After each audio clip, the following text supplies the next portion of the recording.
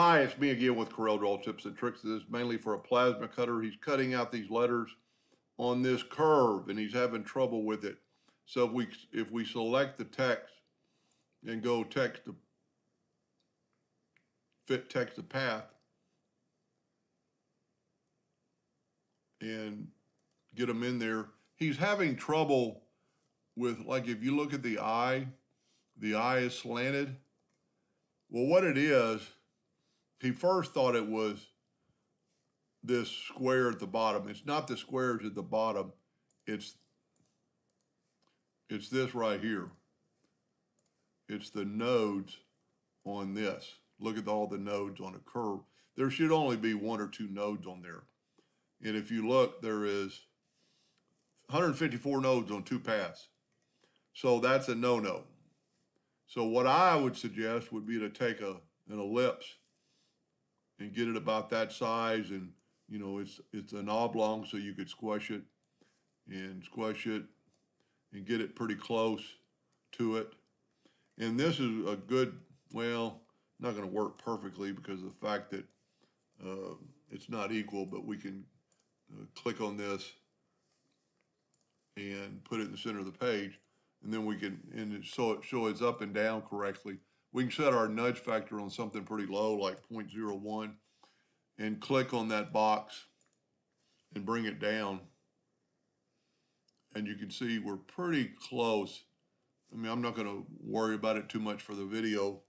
But now let's set our nudge factor back on 25 and nudge this out of the way. And now when we take our words and go text to path, it's perfect. So that's what his problem is. Now, if you really wanted to still use this, you could use this, but I wouldn't use it. He's actually got the text inside. So if we grab the inside and move it inside, and if you look at that red line, it means it's in the center, and now everything's slanted. Now, just for him, I would not use this text for plasma cutting. He's already got it made where it's gonna not fall out, but that's a lot of extra nodes for cutting. I would pick a different font, like Arial or something.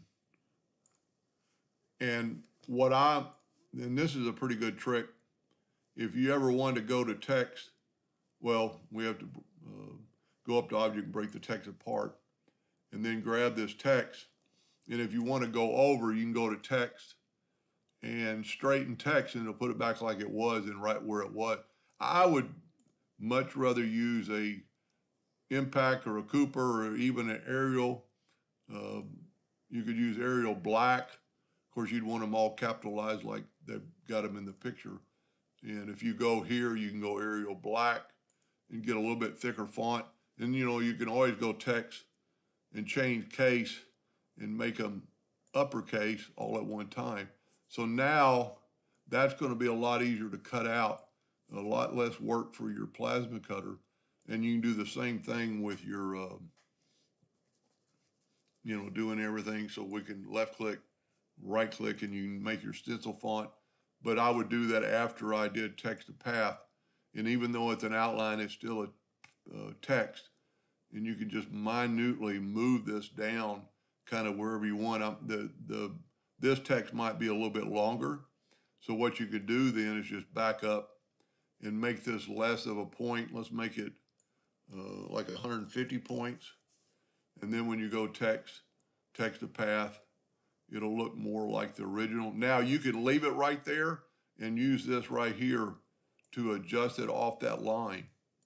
If you look at spinning it down, but then you can spin it right back slowly and get it to your middle.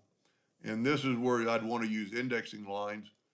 Bring this indexing line to the bottom of the S, and you can see it's not touching the L part yet. So you can use an indexing line. But this is going to be a lot easier for me, for the plasma cutter to cut out, give it some depth, and you could still make your stencil font out of this. Luckily, there's only like 3 letters that need to be stenciled like you did here. But those little sharp corners, I'm afraid, are going to give you problems And also there's two lines right there in your original drawing. So be careful of that. Now, what you could do, and I'd go ahead and go object and break the text apart and then nudge this back over and then make that rectangle just by going, you know, you can even go up into there and make your rectangle, grab your other path. Well, let's just nudge that out of the way for a second. Nudge that out of the way. Twice, nudge this back. And then in this case, I would just use my virtual segment delete key and do that. Now, if I was going to do this for real, I'd also take the words out, use the Smart Fill tool, and that's going to make it all one piece. Left click, right click, make sure it's on a hairline. So you could hit F12, turn it into a hairline for the plasma cutter.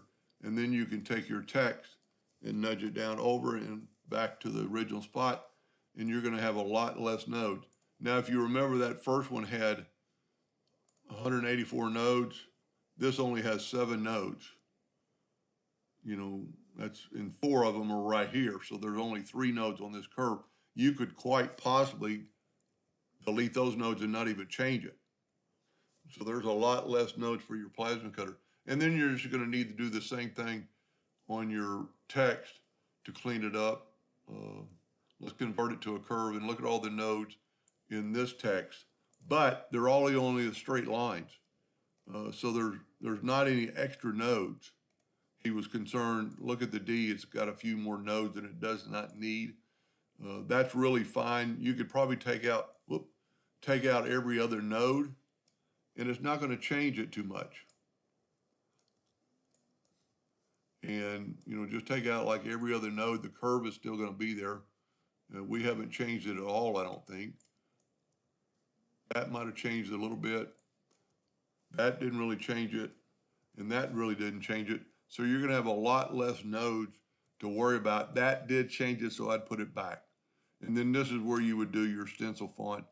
And just by taking a rectangle about the width of that place in the D, and you could put it wherever you wanted. You know, you'd want to make sure it's level with that. I'm not going to worry about it right now. And then just take your virtual segment delete key and delete that and delete that, and it still looks like a D.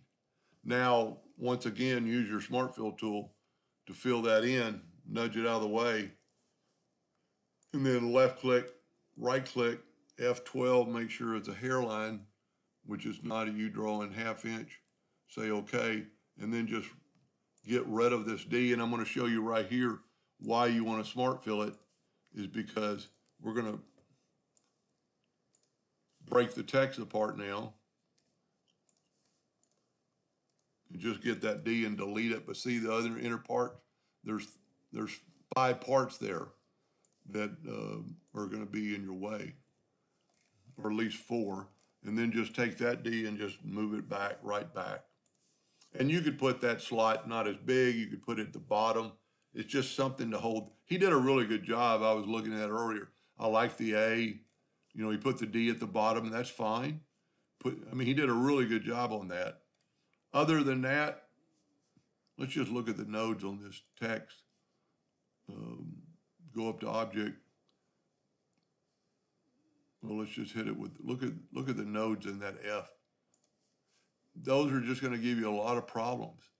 I mean, if your plasma cutter, if you think you're confident, I'd go with that. But I think this is just as good, if not maybe more readable. And I like your D over my D. I don't like that from the distance. But anyway, I hope that helped them a little bit. Thank you for watching.